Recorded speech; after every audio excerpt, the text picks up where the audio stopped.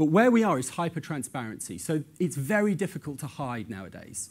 The spin that maybe we were used to practicing in the past has gone.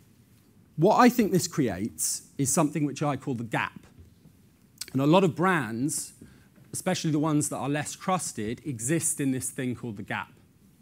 So what we have is we have a step change that we're going through at the moment in terms of the amount of information that we can get as consumers, as people.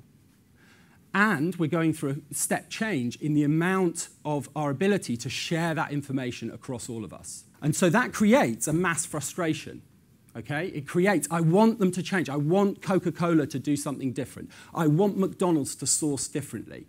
Perfect example, I want MPs to stop fiddling their expenses.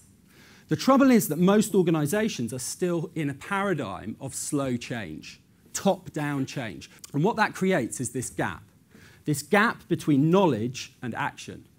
And that is absolutely one of the main reasons, I believe, for the cynicism that we have today, because we demand so much more.